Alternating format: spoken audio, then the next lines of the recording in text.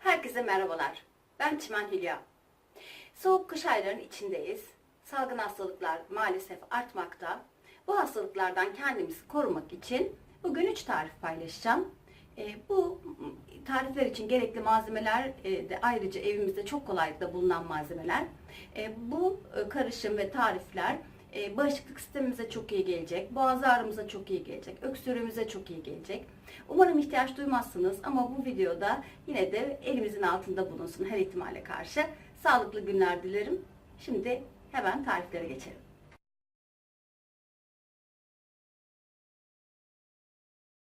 İlk tarifimi daha çok sıvı içeceklerinizle kullanabileceğiniz bir tarif olacak.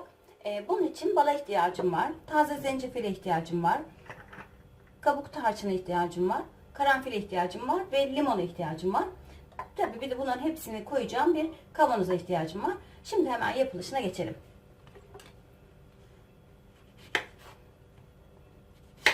Limonların başlarını ve dip kısımlarından şöyle hafifçe kesiyorum.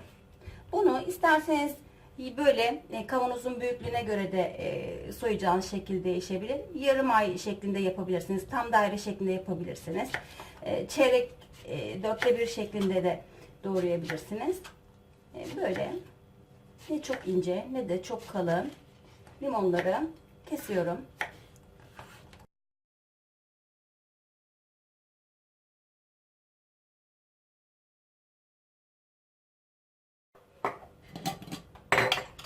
Sonra kavanozumun dibine önce bir limonu yerleştiriyorum.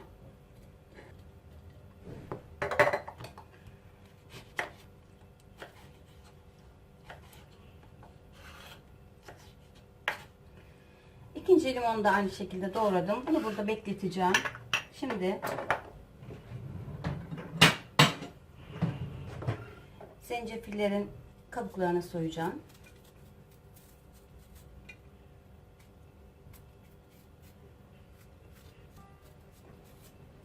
Çok kavrumluysa zencefiliniz çay kaşığı yardımıyla da aralarını rahatlıkla temizleyebilirsiniz.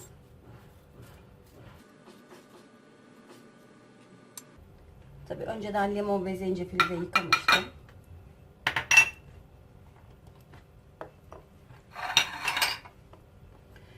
Şimdi hemen zencefili, bunu da istediğiniz büyüklükte doğrayabilirsiniz.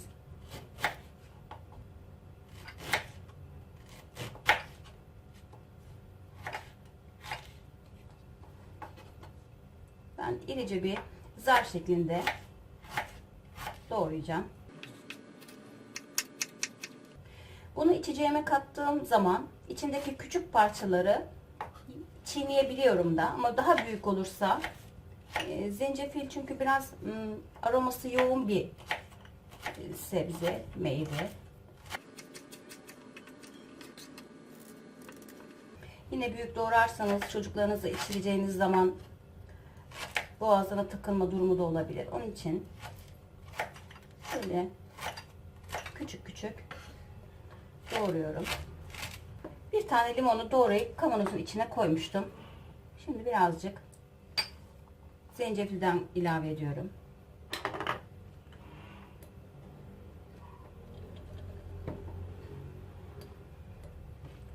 Yine üstüne limon ilave ediyorum.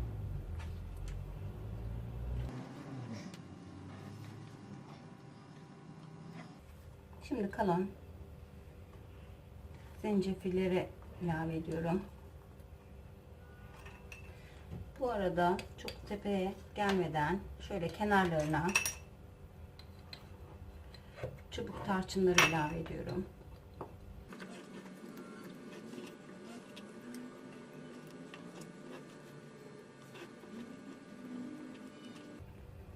Şimdi bal zaten kavanozun ağzına kadar geldi karışımımız, ama bal aralara dolacağı için burada problem yok. Şimdi balımı açıyorum. Hemen onu da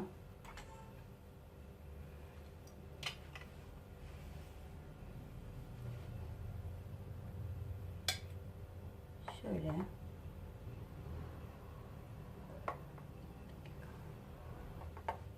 Balığı kavanozunuzun en tepesine kadar doldurmayın. Zaten limon sulanacaktır. Bu kadar da şekerli bir tadı olmuyor bu karışımın. Onun için hani çok şekerli olur diye de endişe ediyorsanız limon suyunu bırakacağı için daha böyle limonlu, sulu, ballı bir karışım olacak.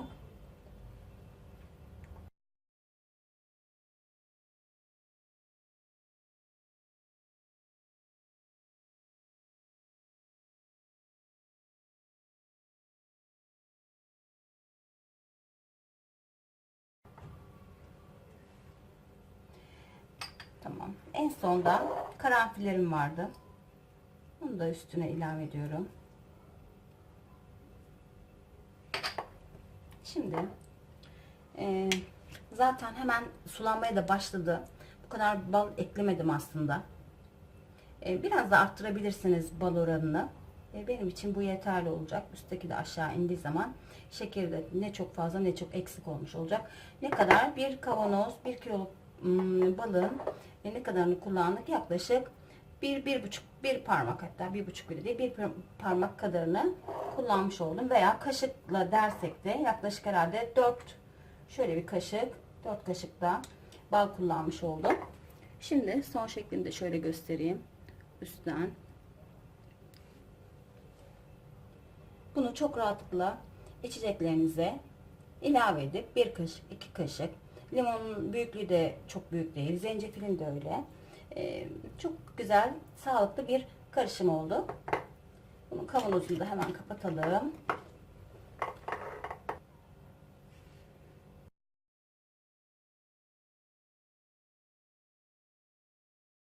İkinci tarifimi paylaşıyorum. Burada birinci malzememiz toz zencefil. Kullandığım kaşık ölçüsü şudur. Ya da ne diyebiliriz buna? 1,5 çay kaşığı diyebiliriz. Silme tatlı kaşığı diyebiliriz. Bu kaşıkla bir kaşık toz zencefil kullandım. 2 kaşık toz zerdeçal kullandım. 3 kaşık toz keçi boynuzu unu kullandım. 1 yemek kaşığı kadar burada çörek otu yağı var. Bala ihtiyacımız var. Bir de kavanoz, hepsini karıştırmak için kavanoza ihtiyacımız var. Bu daha çok macun kıvamında olacak bir tarif. Bağışıklık sistemimize çok iyi gelecek. Yine bu gribal durumda ki zamanlarda mide bulantısı, öksürük, onlara da çok iyi gelecektir. Şimdi hemen yapımına geçeyim. Yapımı da son derece kolay. Bütün malzemeleri şöyle boş kavanozun içine alıyorum.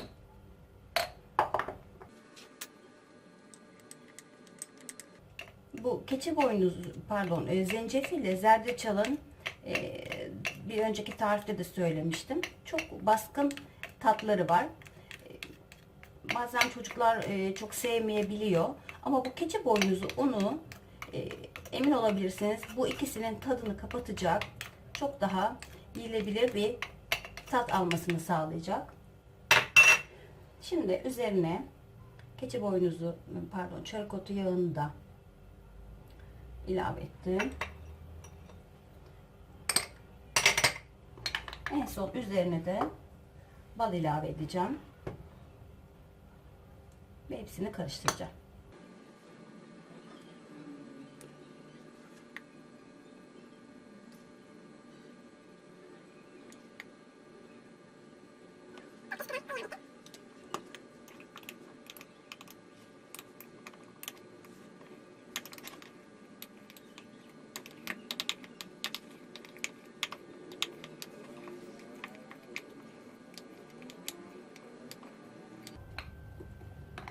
Sanırım bir kaşık daha ilave edersem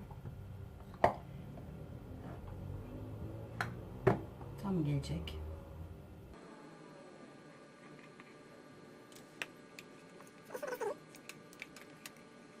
Tam bir sağlık kaynağı. Şöyle gördüğünüz gibi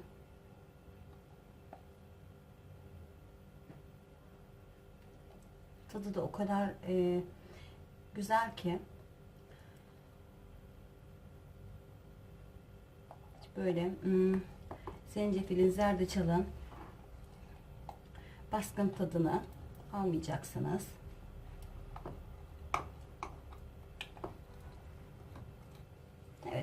Kıvamı da bu şekilde ayarladım. 5 kaşık kadar bal ilave ettim. Bu deminki verdiğim ölçülere. Gayet güzel. Biraz zamanla bu tabi biraz daha katılaşacaktır. Ama kaşık kaşık sabahları ve yatarken aç karnına aldığınız zaman umarım faydasını görürsünüz. Şimdi ikinci tarifim de hazır. Şöyle kenarla temizledikten sonra kavanozumuzun kapağını kapatalım. İkinci karışımımız da hazır.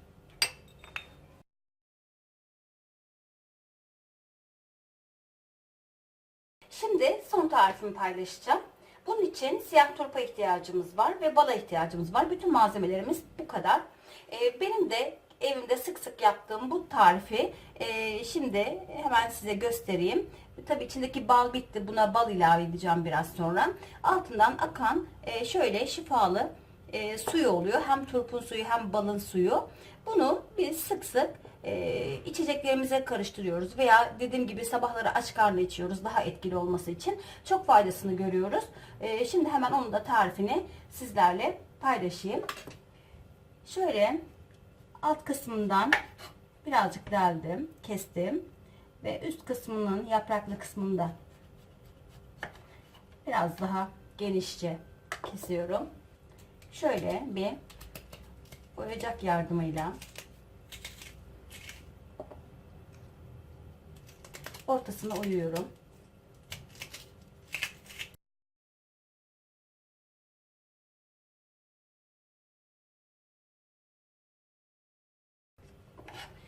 Evet, çok da tamamen oymadım, az almadım. Tamamen az da almadım, çok da almadım. Şöyle bir bardağımın içine oturtacağım.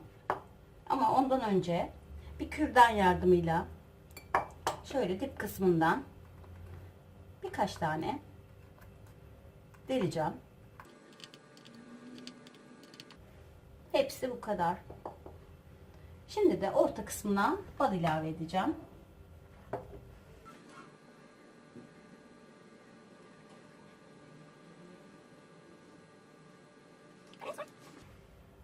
Evimde olan daha önce yaptığım turpumun da ortasına bal ilave edeyim. Bu tabi altına inecektir hem turpun suyu hem balın suyu. Daha sonra üzerine böyle bal ilave ederek defalarca kullanabilirsiniz.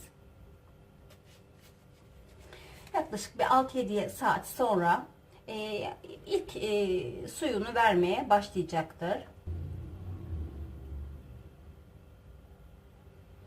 Evet, bu da son tarifimde. Tekrar bunun içini göstermek istiyorum. Şöyle çok da eğmeden. Yine bunun içine karanfil de koyabilirsiniz. Şöyle birkaç tane. Evet. 3 tarifi de sizlerle paylaştım. Bu tariflerimin içindeki malzemelerin hiçbir zararı olduğunu düşünmüyorum. İçlerinde zencefil, zerdeçal, limon, karanfil, bal var. Sık sık zaten hekimlerimiz bunları ölçüsünde tüketmemiz gerektiğini dile getiriyorlar. Umarım sağlıklı bir şekilde hastalıksız yaz aylarına hepimiz kavuşuruz en kısa sürede. Şimdilik hoşça kalın.